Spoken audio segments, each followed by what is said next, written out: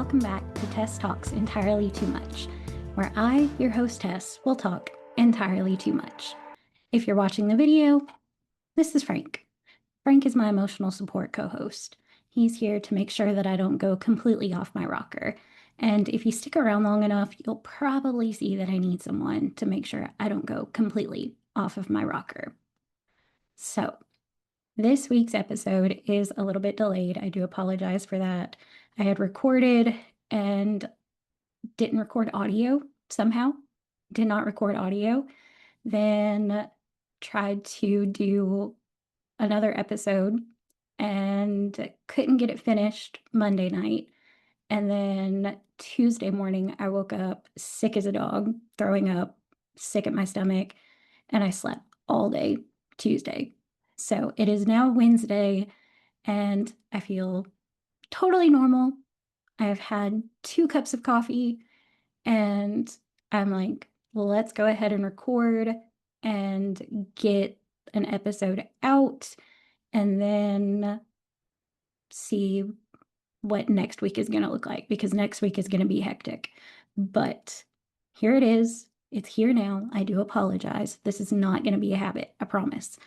A lot of stuff going on right now. Anyways, so there were several things that I wanted to talk about, and I couldn't decide on which one to talk about. I thought about doing an episode about music. I thought about doing an episode about the cult that I was in. I thought about doing an episode about my goth identity. But what I really want to talk about today is the feeling of feeling insignificant and inferior when it comes to other people. So it's not a heavy topic, but it's something that I struggle with a lot. And I know why I struggle with it, but it's not something that I like to tell people because it's really embarrassing. And I don't want people to know these things about me because it's really embarrassing. So to be talking about it publicly on a platform like this instead of like one-on-one conversations, I don't know why that makes it seem a little bit easier to do, but it does. So we're going to talk about it. So what most people don't know about me is that I technically don't have anything higher than an 8th grade education. I was homeschooled from kindergarten to 4th grade, then went to private school 4th grade through 8th grade, and then was homeschooled after 8th grade, but I never completed 9th grade.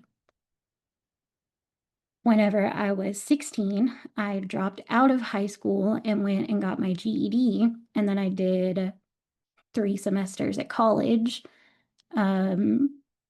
But then I dropped out of college because it just wasn't my thing. And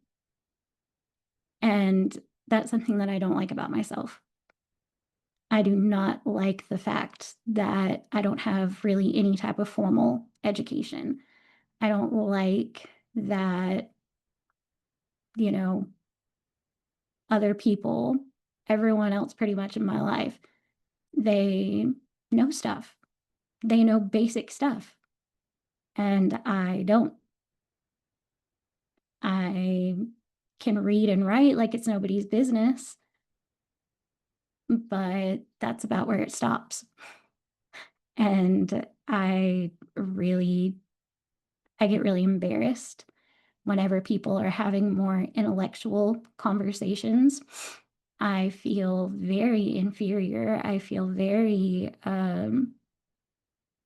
unequipped to have any type of say in the conversation. I feel like anything that I did say would just sound stupid. And I feel academically stupid 90% of the time. And that's really, really hard. Now, I will say that when I did drop out of high school, and get my GED, you have to do like a pre-test to see where you are in your education. So even though the last grade that I had finished was eighth grade, my scores for the placement testing for the GED, all of my scores in every single subject were like surpassed 12th grade level, except for math. And math is the math is the devil, and you cannot tell me otherwise. I hate math. Numbers do not work in my brain. Some people are left-brained, some people are right-brained. One of them does numbers, one of them does words. I am whichever one does words, and I can't remember which one it is, but numbers are not my thing. I am also numerically dyslexic, so I read numbers backwards, and it's so frustrating because I will, like, if I'm doing a math problem, if it's, like 63 times 72, I'll read it 37 times, or yeah, you get the point. Like, I'll read it backwards, and like I can solve the problem. It's just the wrong number because I read it backwards. So that's something that I really started struggling with in, I think, third and fourth grade. And the school that I was at, the private school that I was at, because I was struggling so hard in it, they were going to hold me back in fourth grade and make me repeat fourth grade. No, not fourth grade. What am I saying? Sixth grade. And then that whole school environment, like I said, it was a private school. It was me and my brother and one other student at the time. So very small. And it was like, it wasn't even like a school. It was literally a Sunday school room in a church that we went to Monday through Friday. And we had these little like fold down desks and metal chairs, and we had these wooden dividers that went in between the desks. And I was in, like I said, fourth, fifth, and sixth grade. And then my brother was like,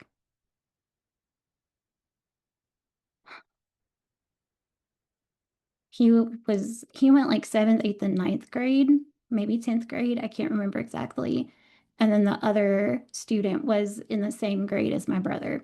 So I was several years behind them. And like socially, it was just that there was no socialization really, because it was me and my brother and this one other kid. And this one other kid didn't really like me.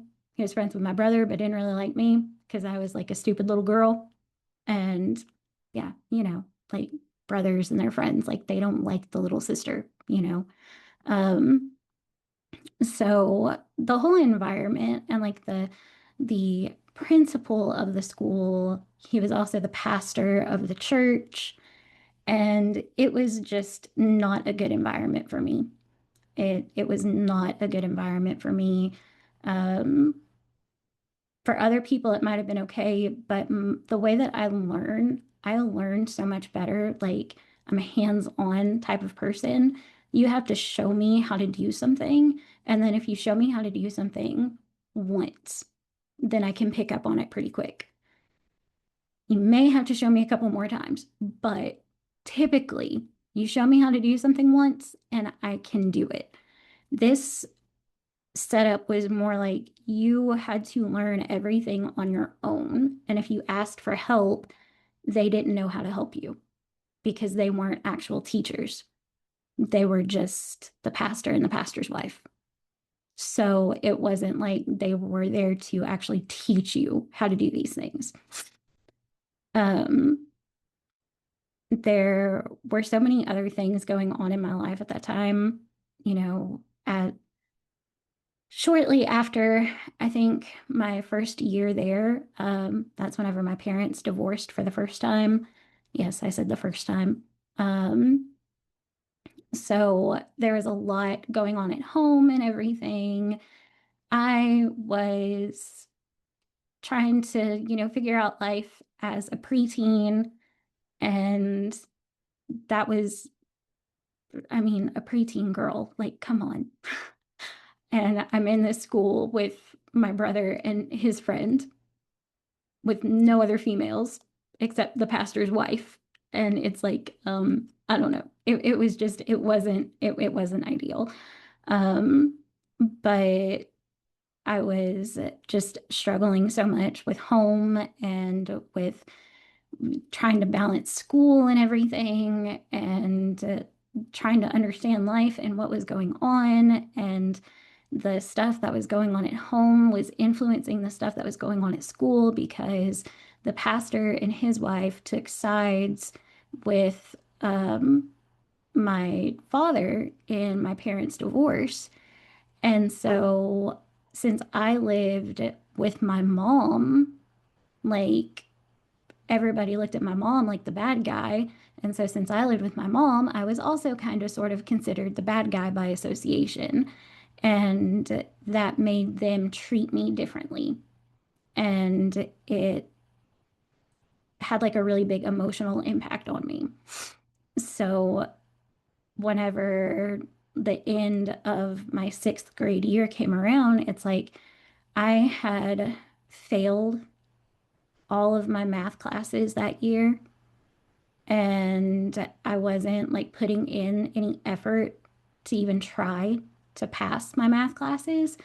Um, because no one was going to help me. So why even try, and why ask for help whenever no one's going to give it to me? And I still struggle with asking for help to this day. Like, I'm a lot better than I used to be, but it's still like, if I ask for help, like, I'm going to get in trouble for it. Somehow or another, I'm going to get in trouble for it. And those are the kind of things that shape you whenever you are a child. Um, those things impact you. They impact your sense of being. They impact the way that you see the world and the way that you see yourself.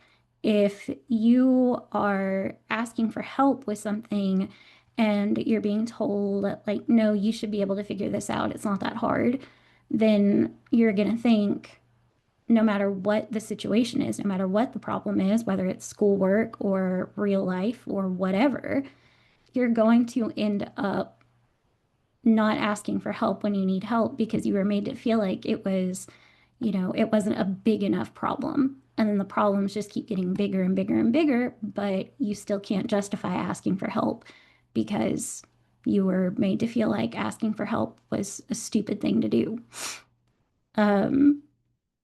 But my mom decided to pull me out of that environment after sixth grade. And I was so glad that she did. I was so, so glad that she did. And found another private school that had a larger student body and wasn't much larger, but that there were at least other female students that were around my age. So that was going to be really good.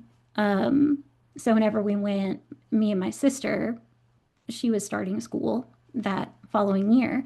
So whenever we went to do like our placement testing, I actually tested higher.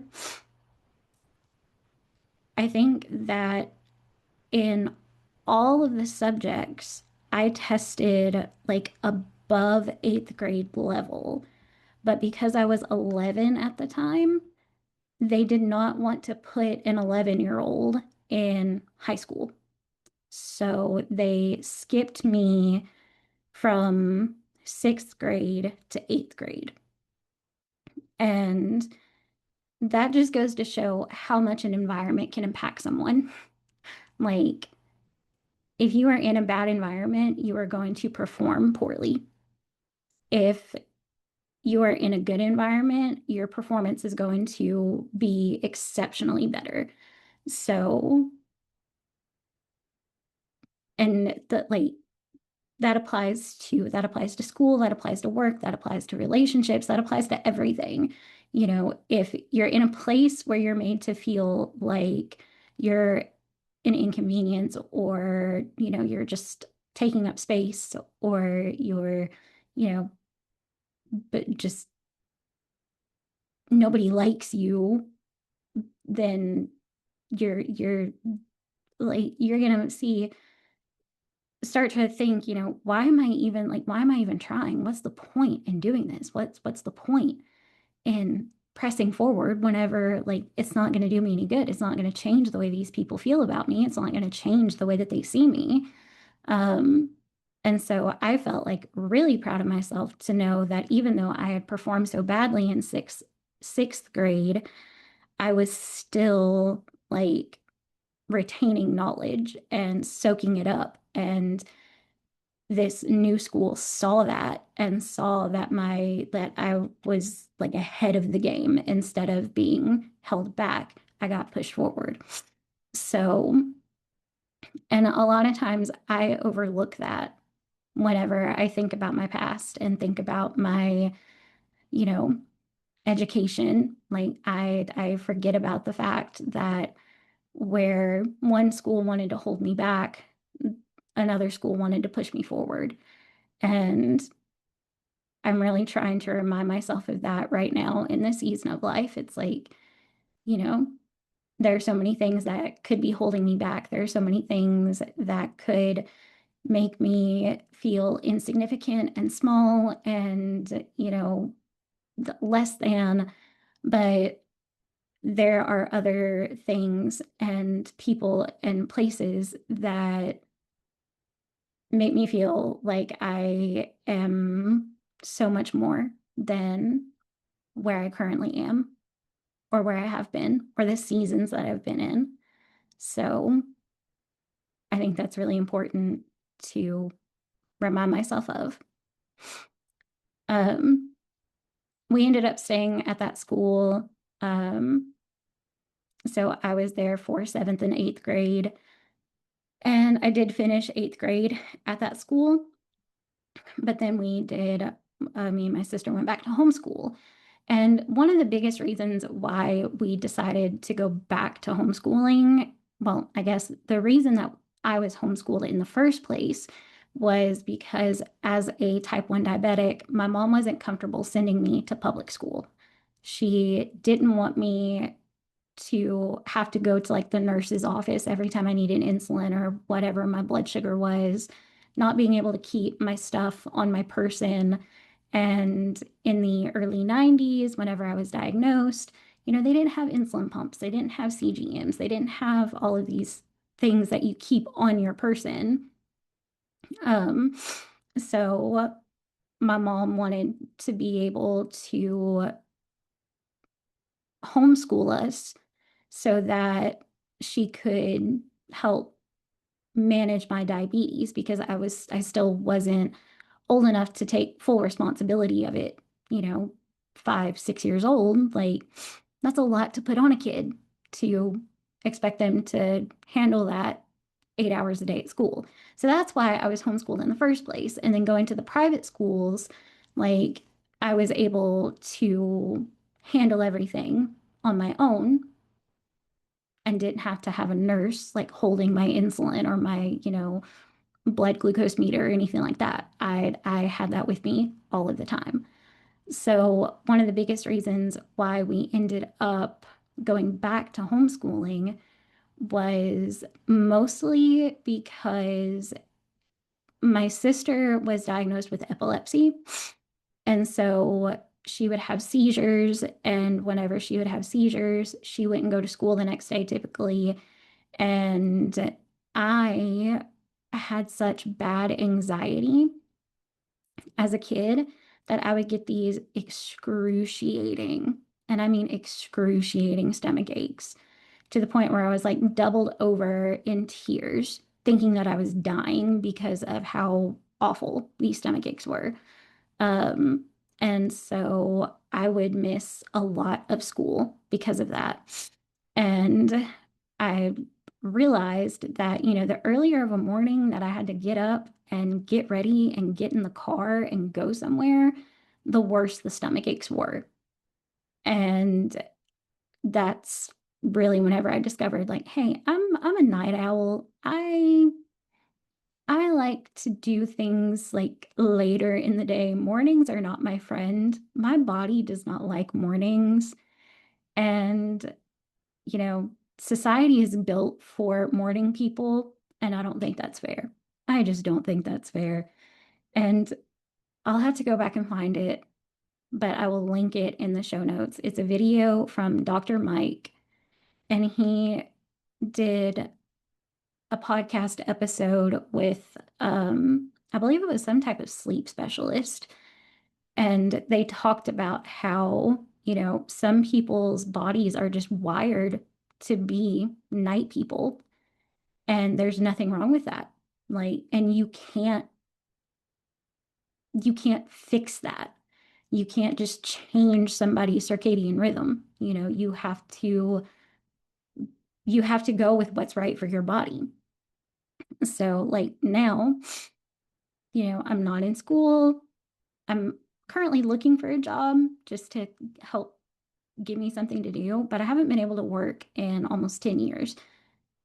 But my schedule is like I'm usually awake until around midnight and then I sleep until 9:30, 10 o'clock in the morning.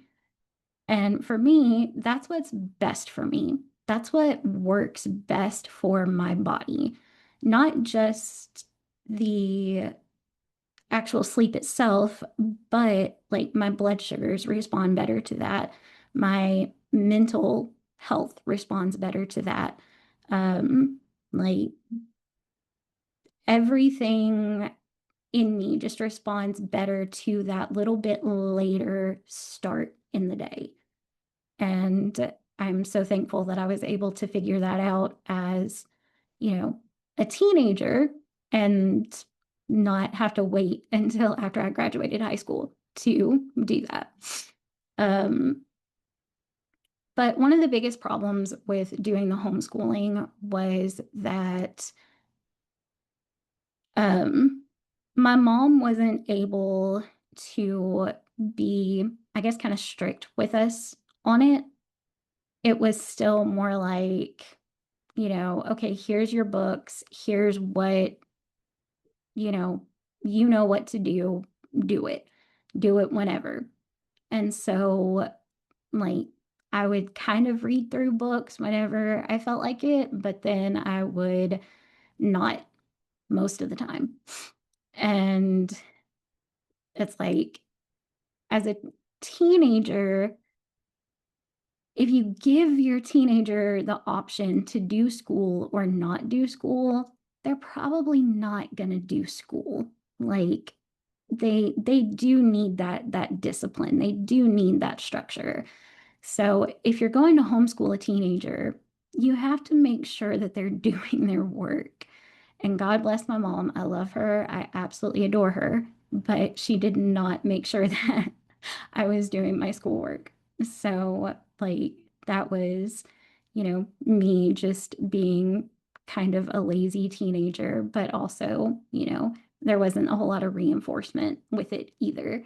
Um, so, whenever I was 14, no, I think that I had turned 15. Yeah, I was 15. So in 2007, my family moved from our hometown up to this town in Kentucky. And that's whenever like I just kind of quit doing schooling altogether. It's like I didn't give crap whatsoever at all. I was very depressed. I was very like I was a hormonal teenager. Um, didn't know it at the time, but had PCOS, which increases anxiety and depression. Um, didn't find out until very recently that I more than likely have PMDD on top of the PCOS. Um, and that's like a lifelong thing.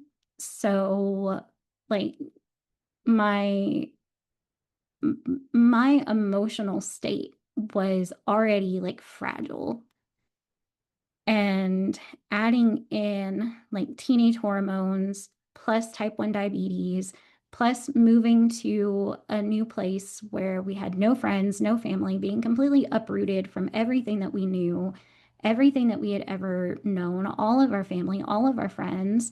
At the time, I had two very best friends. I was very serious with my high school boyfriend, and it's like, we were just completely plucked up from that and moved 2.5, 3 hours away. And while 2.5 or 3 hours isn't really that big of a deal, like that doesn't seem like it's that far, the entire time that we lived in Kentucky, I remember coming back to Tennessee maybe 3 or 4 times. And that was it. And I lived in Kentucky from the time I was 15 until I was 17. So, like I said earlier, whenever I was 16, I dropped out of high school and I went and got my GED. And like I said, I tested above 12th grade levels in everything except for math. And I had to take 6 months of math classes. And then whenever I took the pre-test, I scored high enough in math to be able to take the GED test. And then whenever I took the GED test, math was like my highest score because of how hard I had worked on it the last 6 months. So I officially graduated whenever I was 17. So I still technically graduated early. Then I applied to a college in the town next to my hometown. I thought that would be better than nothing. It would get me back to Tennessee. I was no longer with my high school boyfriend and my two very best friends. Our relationships had kind of fizzled out at that point, but I still had my family in the town over. So I knew that I would at least be closer to them, and that would be nice. And I just wanted out from under my parents' house, like out from under their roof, and mostly because of my father, which we're going to talk about that at some other time. But today we're just going to leave it at that. So I applied to the school. I took like the ACT. I only made like a 16 on the ACT. Like it was awful. It was so awful. Um, but they still accepted me anyways. I had to take like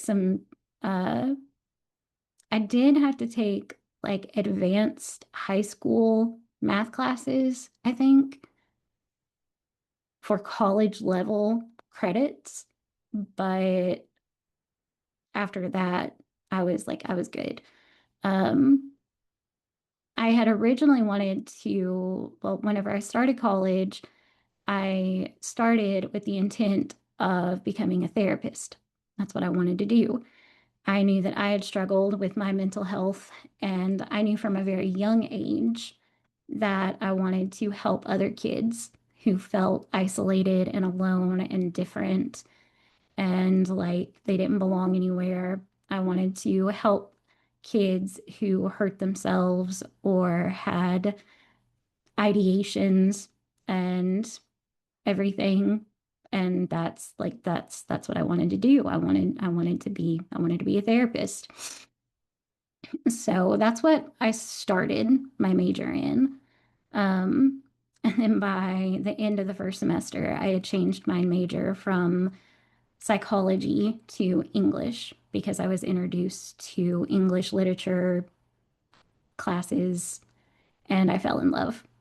I absolutely fell in love. I fell in love with everything about words and writing and literature and books. And I knew in that moment that I wanted to be a writer.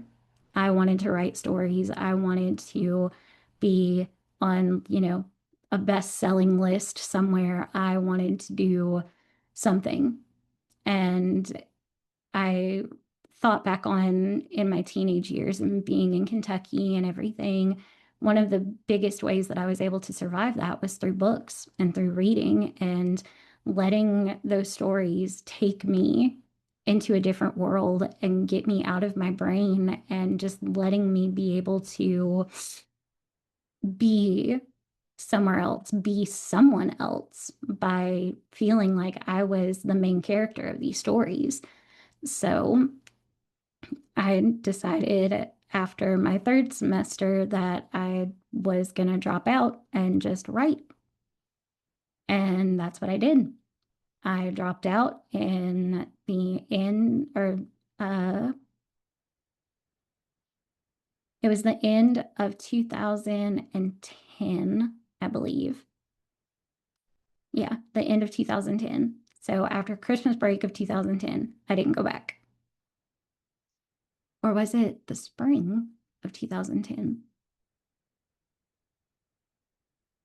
I don't remember now. It's been so long.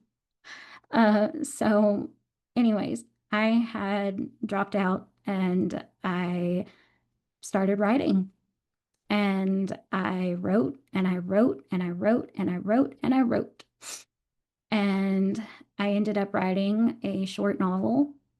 And in 2012, I think it was, late 2011, early 2012, I was actually offered a publishing contract on my book.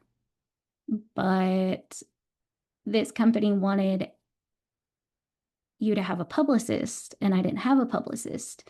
And you could hire a publicist through them, but it was going to be like $1,000. And I didn't have $1,000.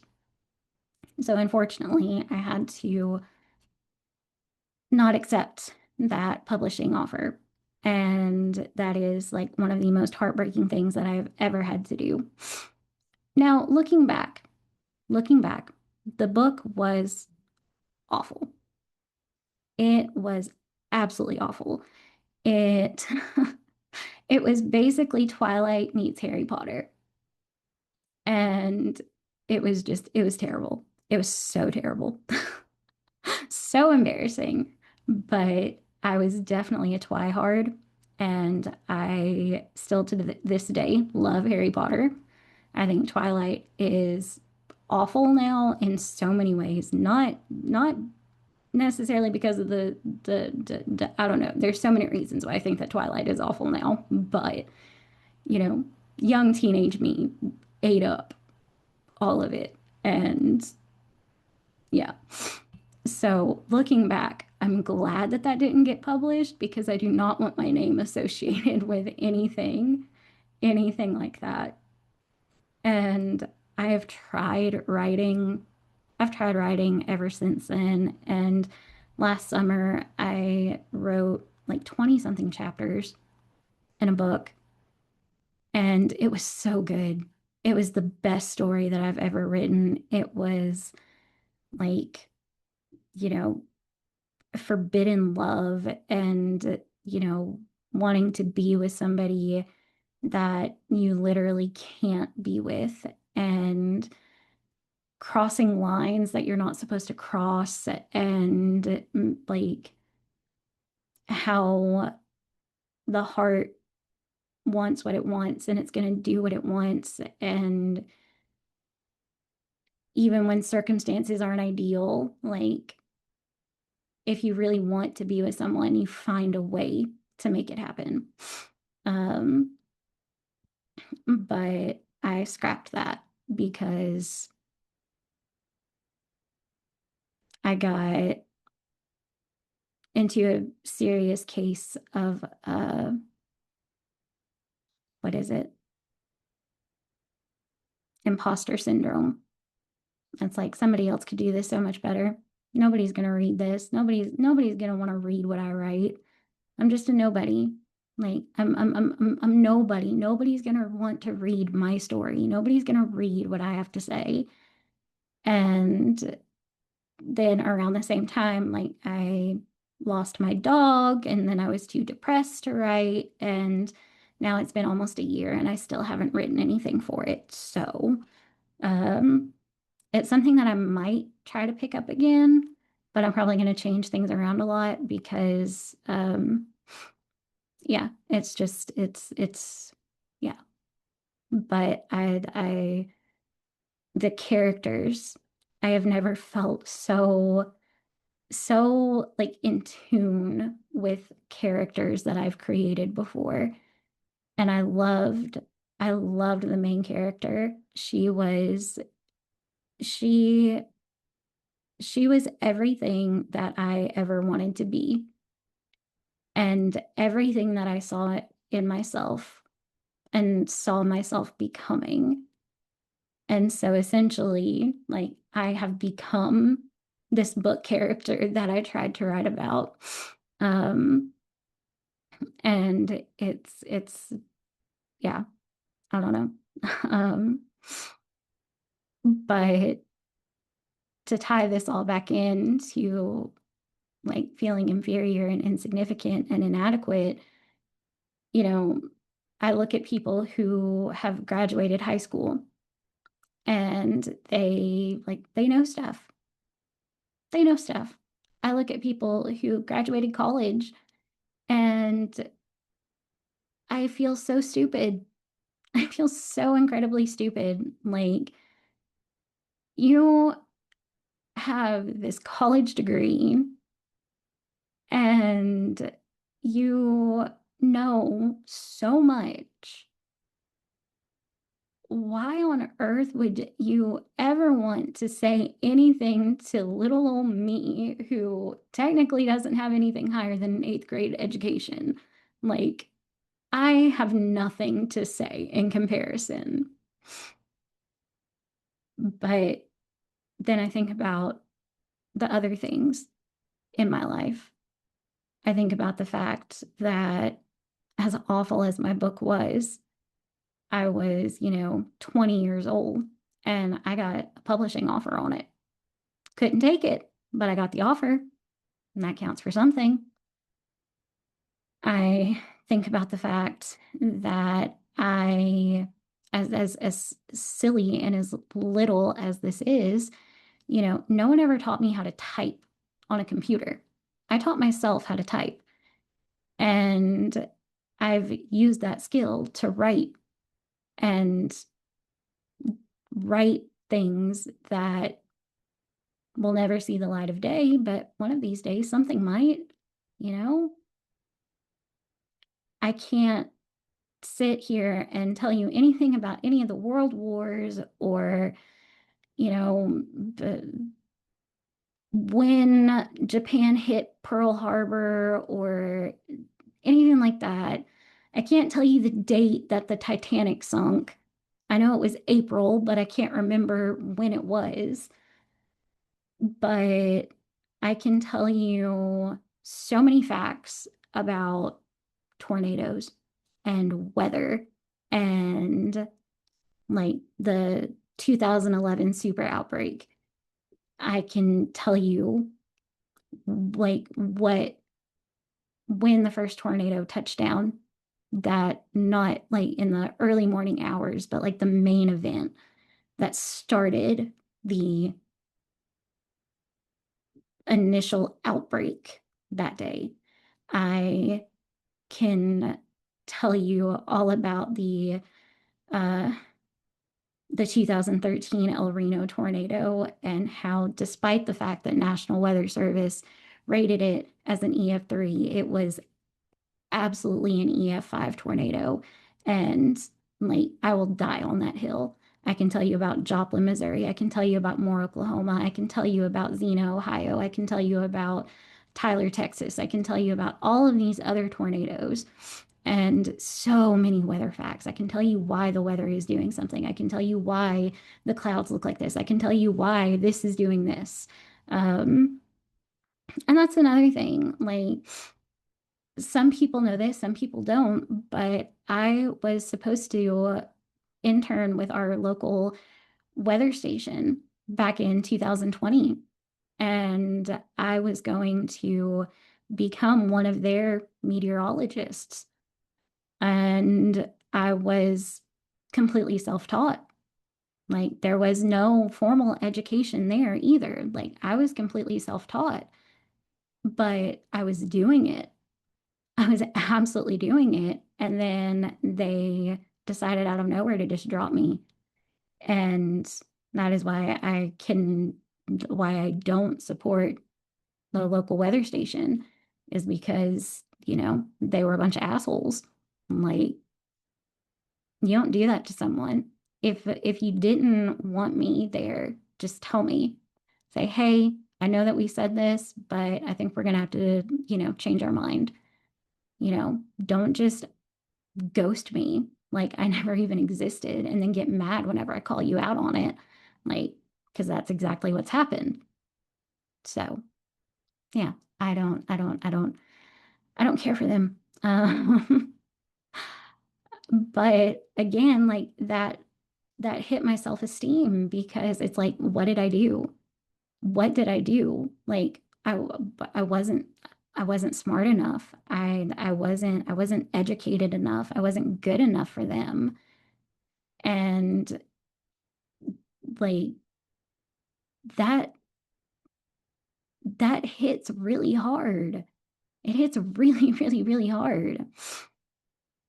And then I had blind crime. I had my previous podcast and it grew to a certain degree, but I had it for 2 years and I only ever made $14 off of it.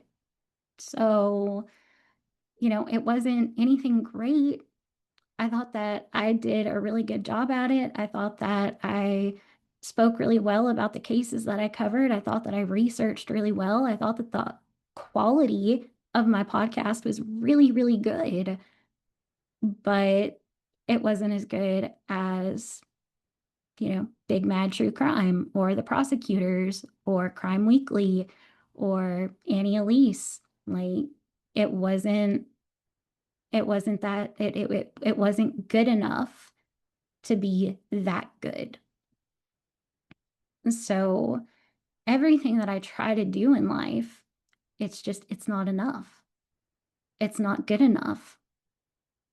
And I have always felt my entire life that like I am destined to do something big. I am destined to be somebody and like make something of myself. And I have nothing to show for that. I have absolutely nothing to show for that. I am currently unemployed. I am trying to do this podcast, and God knows what's going to happen with it. So far, it's not done just exceptionally well, but it is only the third episode. So I just got to give it some time. So for me, like feeling insignificant, like any type of rejection makes me feel like I am just less than. Other people can feel rejected and it's like, like, oh, they don't like me, they don't think I'm pretty, they don't like my personality, whatever. Um, but for me, so much of it just stems back to like, they don't think I'm smart enough. They don't think that I'm, clever enough. They don't think that I have, the brains to, be good at something, whether that be in friendships or relationships or work situations or whatever, you know. Um, and like my self-esteem, like I have a really high self-esteem in everything except my academics. And I'm trying to rewire the way that I think about that, because what I lack in what I call book smarts, I feel like I make up for in what I call street smarts. And I don't mean that, I like lived out on the streets and all that kind of stuff, but just like, common sense. Like I know how to make a roll of toilet paper lasts for 2 weeks.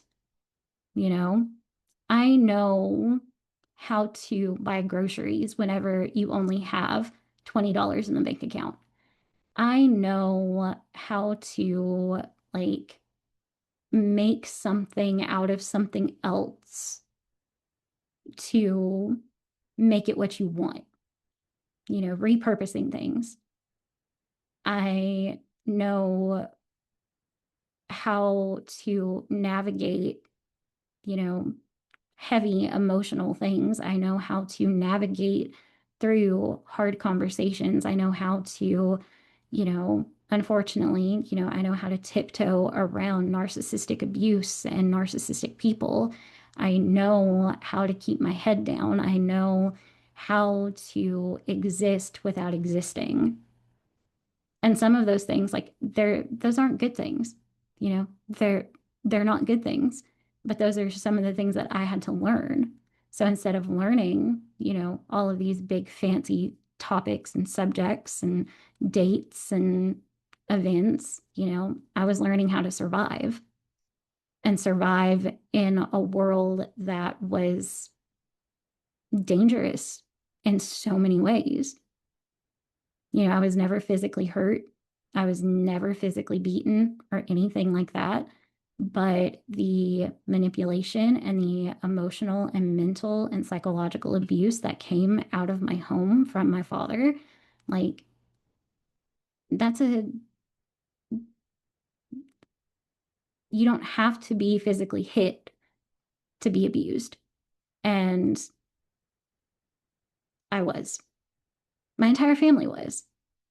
I do feel like I got the heaviest hit on that, but and that also plays into feeling, insignificant and inferior, because if I had just been a better, if I had just been a better daughter, if I had just been, more compliant, if I had just been more submissive, if I had just done this, if I had just done that, if I had just done, X, Y, and Z, then maybe I wouldn't have been the one that had the target on her back, you know? But that's a conversation for another day. So I am learning how to love myself even without having like a formal education. And I know when it comes to like, philosophical things and whatnot, like I can have conversations for days, and deep, meaningful conversations are what my soul, like, I long for those kind of conversations, those deep, meaningful conversations that last until, 2, 3, 4 o'clock in the morning. Um, that's like I am a hopeless romantic when it comes to conversations. And I don't want small talk. I don't want to talk about, well, I mean, I love talking about the weather, but, I don't want to, like casually talk about the weather. I want to, like, I want to know what thoughts keep you up at night. I want to know why you think about things the way that you do. I want to know why you see things the way that you do. I want to know, like, why, why is your favorite color purple? Like, why? I want to understand people. I want to like connect with people on such a deep level that, you know, it's like it's magnetic or something. I want to make people feel like they're seen and heard, because I have gone so long feeling like I was invisible and like I was silent. And I I'm tired of living quiet, you know. And that's one reason why I'm doing this show, is because I want to live out loud. I want to heal out loud, and I want the world to see that I'm here. And whatever they decide to do with it, that's up to them. But I'm just here to put myself out there and be brave and be bold and be the person that I know that I can be. And I don't know if I'll ever change the world. I don't know if I'll ever make an impact. I don't know if I'll ever do anything big. I hope that I do. I have the desire to. I have the desire to make an impact. I just don't know how to do it. So those are my thoughts for this week. And yeah, I know this is a little bit different, probably, but I don't know. I hope that it encourages someone if you are feeling less than, if you're feeling it's insignificant, if you're feeling inferior. Like, I want to challenge you this week to, like, one of the things, just one of the things that you feel bad about yourself. For me, that's education. So, like, and I'm going to be doing this too, so we can do it together. So my lack of education makes me feel crappy about myself. It makes me feel stupid. So anytime that thought comes, like, oh my gosh, I don't know how to do, like, I don't know what the square root of, 37 is. Like, I'm so stupid. Instead of saying that, I want you to think, I may not know what the square root of 37 is, but I do know this. And I want you to, like, name something that you do know, or name something that you can do instead. And I'll update you guys next week on how that goes for me.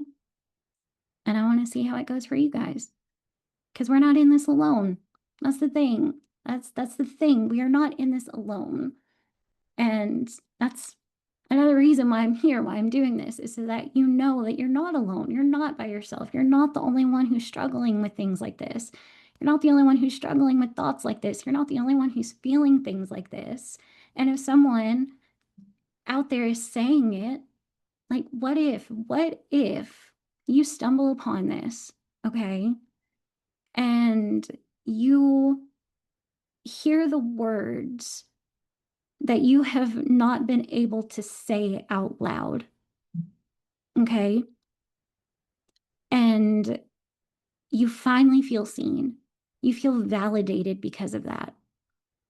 You feel like, oh my God, somebody gets it. Somebody gets it. Holy shit, somebody gets it. That that's that's the whole purpose. That's the whole purpose, so that you do not feel like you are alone. Whoever you are on the other side of the screen, whoever you are not alone in whatever it is that you're going through. That's just fact. It is fact. And if you stumbled upon this, if someone sent it to you, if you are a longtime follower of mine from my blind crime days, if wherever you came from, I am so glad that you're here. And I am so glad that I get to share this part of my life with you, and share my story with you, and share my struggles with you.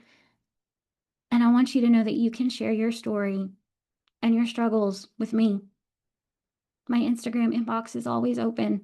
Always, always, always, always. I may not respond immediately because, sleep and stuff, but I am always, always here to talk. I'm always a shoulder to cry on. I'm always someone to be in your corner. I will always have your back. I will always fight with you side by side. Always. I promise. You are more than enough. You are everything that you need to be. You are amazing and beautiful and handsome and all of the things. You are fucking magic. That's what you are. And I see that in you. I see the magic in you. And I want you to see it in yourself. So let's throw this insignificance, inferior, inadequate feeling. Let's throw it in the fire and watch it burn. And pick up confidence and a whole new level of self-worth. Because we deserve it, baby. We absolutely deserve it. But I feel like I have talked enough on this subject, so I am going to part for this week. Next week is going to be a little bit different. I have an episode recorded partially, so I have to go back in and record the rest of it before the end of the week. I will not be recording next week because I'm going to see Evanescence next week, and I plan on not having a voice after that concert. So, yeah. So next week's episode is going to be like pre-recorded a week ahead and not the week of. So, just a heads up. But, and I'm going to be like, I'll be in one outfit for some of it, and then I'll be in this outfit because I'm recording the other half of it today. So just a heads up if you watch it. Make sure you hit that subscribe button wherever you're listening on. We are available on YouTube, Spotify, and Apple. So go and make sure you subscribe. The intro and outro music is from EpidemicSound. Thank you, EpidemicSound, for that. All video, audio, recording, editing, all that crap is done by yours truly. That's why it's not professional. But you know what? Maybe one of these days, if I make it big, I can pay someone to do all the shit for me. So, but I will stop talking now. And I hope that everyone has an amazing, amazing, amazing week. And yeah, follow me on Instagram. The link is in the show notes. It's at tess.in.the.dark. I know that's a lot of dots, but that's the only way it would let me use the username. So it's there in the show notes. Go follow me. You'll get to see all of my Evanescence concert fun and see all of the crazy shit that I post over there. But until next week, I hope you enjoy the peace and quiet. That's my new tagline, my outro tagline, since I talk too much in between episodes. Enjoy the peace and quiet. I will see you guys next week. Bye.